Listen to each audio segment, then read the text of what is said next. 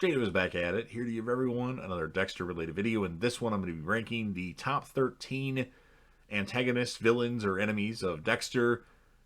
These are people that were in more than just one episode, and these are people that at times were actually allies with Dexter as well. Before I get into my ranking, a few things I want to cover. Obviously, there's going to be spoilers, so if you haven't watched all 96 episodes of the original Dexter or the 10 episodes of Dexter New Blood, I highly suggest that you don't watch this video any further to avoid any potential spoilers. And I have not watched the original Dexter series, the first 8 seasons, since 2019 into 2020, before we found out that there was going to be a Dexter New Blood. So just be aware of that. In case there's a fact or something I mess up, or if there's a character that I'm forgetting, please make sure you let me know. No, I'm not including Dokes or LaGuerta, because deep down they were never really antagonists of Dexter. They were good people trying to solve murders. In my opinion, I know some people would consider them villains, but I don't, just so you're aware. And lastly, this is obviously my list. Our list most likely will vary. And make sure you leave me your list in the comments section once you find out who the 13 people I'm ranking. And again, let me know if there's somebody I'm forgetting. I hope not, but it could potentially happen. Like I said, comment as much as you can. Smash the like button if you're a fan of Dexter or Dexter New Blood, even though you might be mad about both of the finales we got.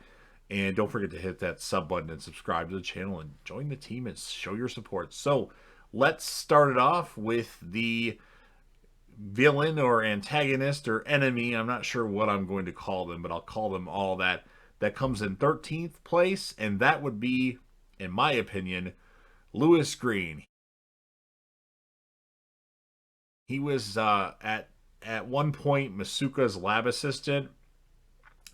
He's the one that started dating Jamie Batista just to talk to Dexter so he could show Dexter his game.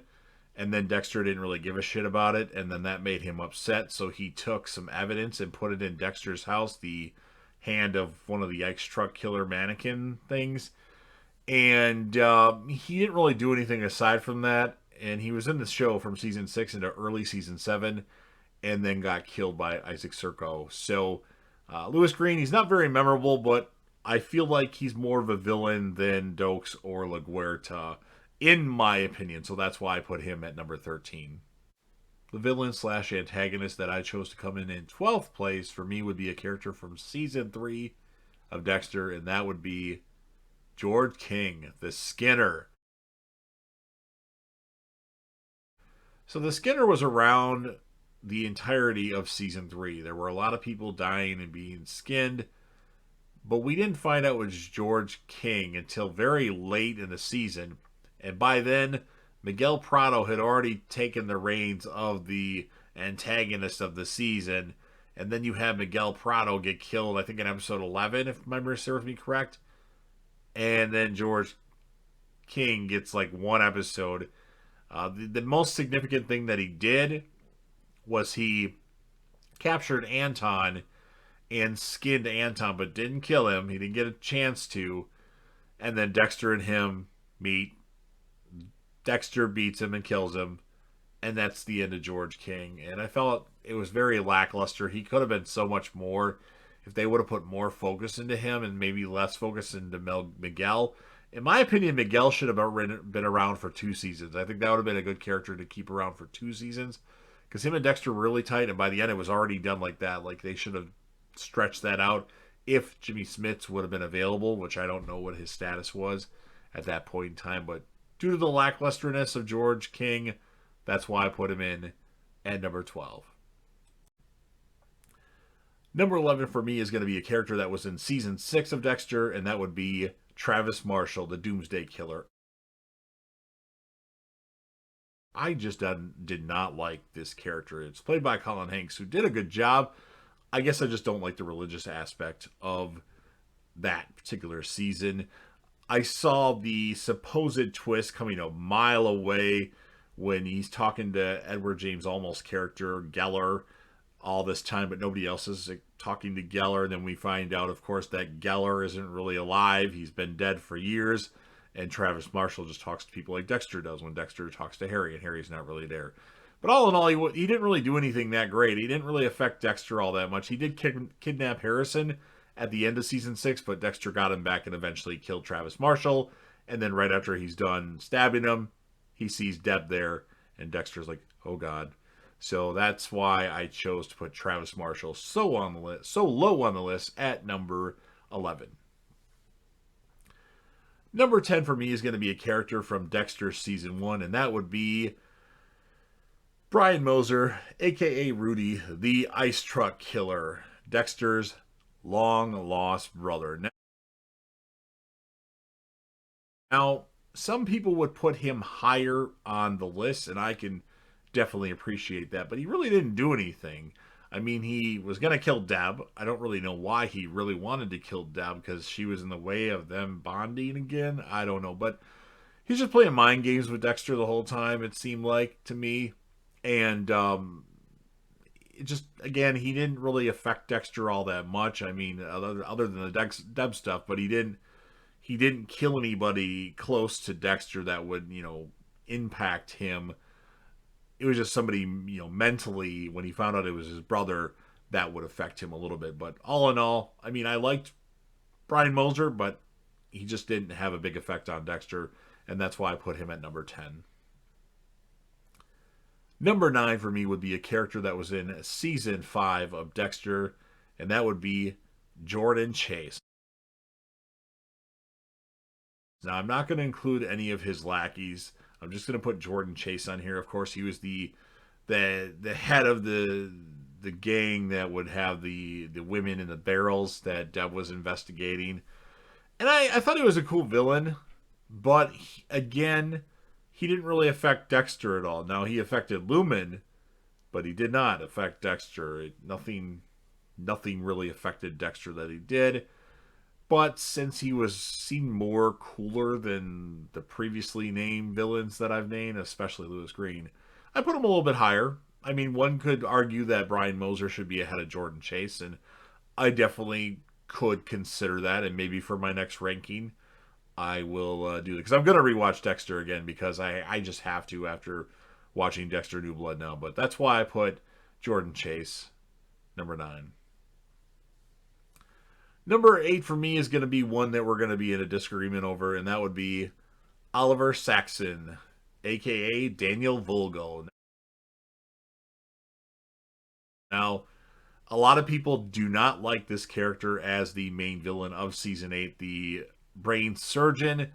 I think he had a big impact on the show, though, because ultimately he made Deb go to the hospital, and Deb died due to complications. Now, if he's not in the picture, Deb doesn't go to the hospital. But, I mean, he killed Cassie. He killed a bunch of other people, but Cassie was minorly close to Dexter. And, him being responsible for, making Deb die ultimately. Although, if Dexter would have killed him when he had the chance, that wouldn't have happened. So can you really blame Daniel Vogel for that? He also, of course, in addition to Cassie, he did slit Evelyn Vogel's neck, which Evelyn Vogel's neck, not necks.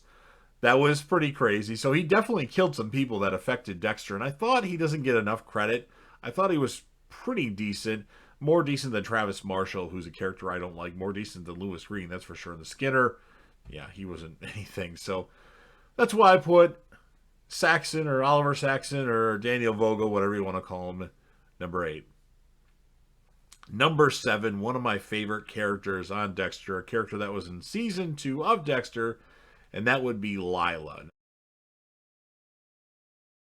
Now, she was obviously very, very crazy, and ultimately, with Dexter locking up Dokes in that cage and her blowing that, or making that building that cabin blow up, she's responsible for Dokes' death on Dexter, which I don't know what Dexter would have done.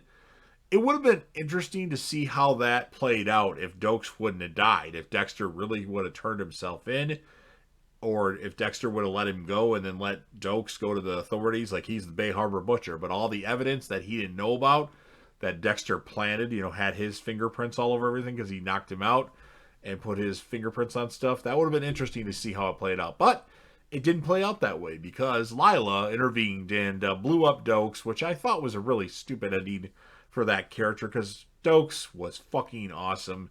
And I feel that was like just weak writing, personally, for that. I mean, it's a great season, but killing Dokes off by that, let this shit with Dexter and Dokes play out. That would have been more entertaining. But because she killed Dokes and the fact that she was going to burn Dexter, Aster, and Cody at the end of season 2, that was pretty crazy. It didn't happen, though, but Dexter got Aster and Cody out and then got himself out, although he was in pretty big trouble there.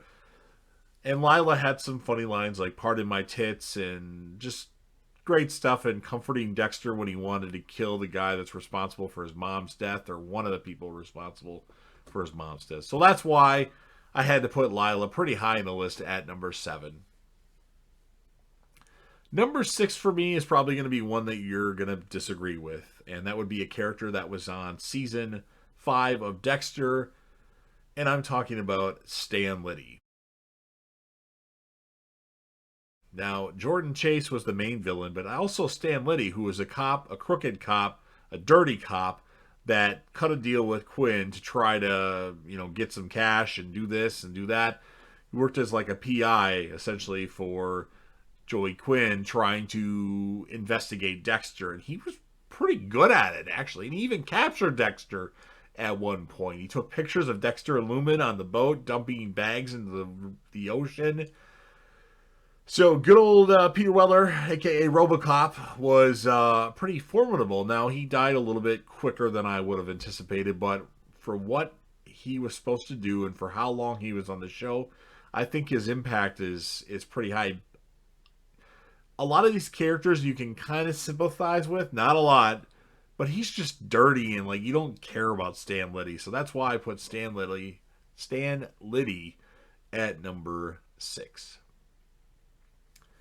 My number 5, I'm starting to think I put this character too high, but I feel like it was a mind thing with this character. Like it was more mental rather than physical stuff. And I'm talking about a character from season 3 of Dexter, Miguel Prado.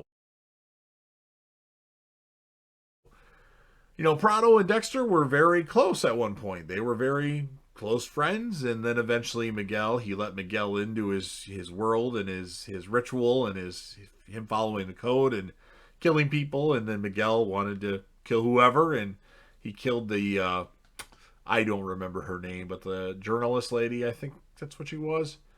And then LaGuerta figured that stuff out, or was on his tail at least. But Miguel, I think he had connections. Miguel had connections and he had access to things, which made it a more mental, like, shit, if I do this, Miguel's gonna find out because of this. And I feel like Miguel kind of died all of a sudden, but I feel like he was a decent villain, even though I do not like season 3 of Dexter. I think it's mainly because it's sandwiched in the 2 best seasons of Dexter, which are season 4 and season 2. And season 3 is just a very slow, nothing crazy happens, in my opinion, except for the fact that Miguel, sees Dexter kill somebody and wants to learn and do it himself. But all in all, Miguel's okay, and I thought he was a formidable villain due to his connections and access to things. So that's why I put Miguel Prado at number 5. My number 4 is a character that's very underrated on Dexter. Now, hardcore fans will know who I'm talking about. I'll watch Dexter here and there fans. I'll watch the season, maybe take me 3 months to watch one season. They forget about this character. I'm talking about a character that was in season 7 of Dexter, played by Ray Stevenson, and that would be Issac Sirko. The guy that was a part of the Kashka Brotherhood who came to the United States because his partner was missing and he was trying to get to the bottom of it. And then Dexter tried to set him up eventually when he figured out who he was, and he made him go to this bar, and this Issac Sirko guy beat the shit out of these people, even though he got dinged up pretty bad himself. He was just a suave, cool character, and eventually he actually kind of thinks, we could have been friends, and he becomes an ally of sorts with Dexter, and I think that was pretty cool. And now I'm thinking about things. Maybe I should have included the guy that was working at the strip club, Jason Gedrick or Garrick or whatever the hell his name is, that was in Iron Eagle. Maybe I should have included his character on this ranking as well. But oh well, I didn't. Whatever. I still think Issac Sirko is the big bad of season 7, and he's pretty badass, like a 007 James Bond type that is pretty suave and pretty smooth. So that's why I put Issac Sirko as my number 4. My number 3 is going to be a character that we just got introduced to in Dexter New Blood, and that would, of course, be Kurt Caldwell, played by Clancy Brown. Kurt Caldwell was pretty cool. I mean, we didn't get a lot of time with him, and we didn't learn a lot about him. I think we should have learned more. And I think the explanation for him doing what he didn't necessarily make sense to me. There should have been more to it than that. But I think because of his connections in Iron Lake and what he has the ability to do, owning the diner and being one of the most important people in the city, I think he was a good villain. And somehow, some way, he knows that Dexter killed his son, Matt Caldwell, because the snow was actually ash, and he went to the incinerator and found the titanium rod. But how does he connect that to Dexter? Because he was out driving that night?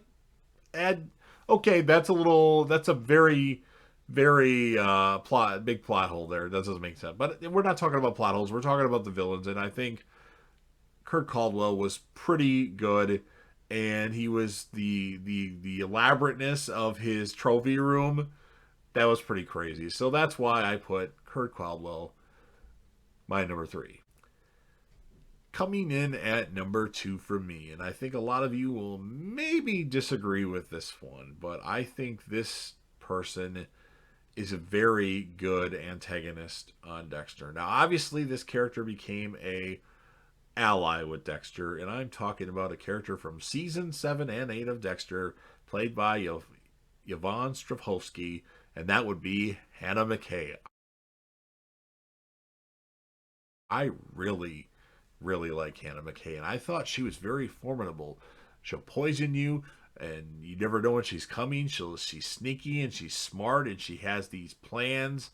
And I think Hannah McKay is actually very underrated. And Dexter had her on his table, dead to rights, and then he decides to have sex with her because she's like, "Do what you got to do." It's pretty awesome. That's my opinion on that. But I really love Yvonne Strahovski as Hannah McKay, and I was very upset that they supposedly killed her off in Dexter New Blood, seeing that eventually, she got along great with Harrison. They were really good together, but then she died of cancer. A character like Hannah McKay, you can't do that to her. You can't have her die off screen. You gotta show some scenes of Hannah McKay. She was a very important part to Dexter, no matter what you guys think. I know a lot of you out there hate Hannah as a character and like frickin' Rita. Don't get me started on that. So, like I said before, my points are to argue that she's very sneaky, she's cunning, she'll poison you. There's a couple times she got the best of Deb and she got the best of Dexter, but in the end, Hannah and Dexter are an item. Even Hannah and Deb got along towards the end there. Although I'm still mad, bitching about season 8, that Hannah, who has wanted pictures all over the place most likely, didn't change her appearance when she came back. Especially when she went to the hospital to take Harrison to the hospital after he fell on the treadmill. Jesus. Anyway, that's why Hannah McKay, aside from the hair color, it comes in as my second favorite villain, antagonist, enemy of Dexter. And my number 1 antagonist, villain, enemy of Dexter. I'm sure everybody's number 1 would be this character. There's really no suspense here. You all know it's Arthur Mitchell, the Trinity Killer. He was just creepy. He was smart. He killed for a long time, and he just was interesting when you had him not killing and showing his family life, how involved he was with things. But obviously sometimes he was a little cuckoo and the lights were on and nobody was home at times, but he was really good. And somehow he went on that rampage of killing all the Kyle Butlers because he really wanted to get his hands on Kyle Butler. He should have realized that it was somebody else and not Kyle Butler. And then the episode where he's playing the cat and mouse game, and the episode ends with him in Miami Metro. He walks up to Dexter and, "Hello, Dexter Morgan." Man, that was some awesome shit. And of course, the finale of season 4. He didn't trick Dexter, but he got to Rita and killed Rita. Wow. That had a big effect on Dexter, as well as, all the other stuff that he did. And Dexter could have killed him when he was going to jump in, I think, episode 6, or I don't remember what episode specifically it was. I think it was 6 when he was just going to jump, but Dexter saved. So that's why I had to put Arthur Mitchell, the Trinity killer, as my number 1. And I hope everybody else does too, because he definitely deserves that. So that concludes the list. I'll recap it real quick. Louis Greene, 13. The Skinner, George Hill, 12. Travis Marshall, 11. The Doomsday Killer. Brian Moser, the Ice Truck Killer, a.k.a. Rudy, Dexter's brother, 10. Jordan Chase, 9. Oliver Saxon slash Daniel Vogel, 8. Lila, 7. Stan Liddy, 6. Miguel Prado, 5. Issac Sirko, 4. Kurt Caldwell, 3. Hannah McKay, 2. And Arthur Mitchell, the Trinity Killer, my number 1. So, what did you think of my ranking of these Dexter villains, antagonists, enemies of Dexter? What would you change? What would you put? Make sure you leave your list in the comments section. If you're a fan of Dexter or Dexter New Blood, despite how the finales of each of the shows ended, make sure you smash that like button. Share the video with anybody that you know likes Dexter, or any of your social media platforms. And last but certainly not least, don't forget to hit that sub button, subscribe to the channel, join the team, show your support, and be a part of something special. And JDev will return.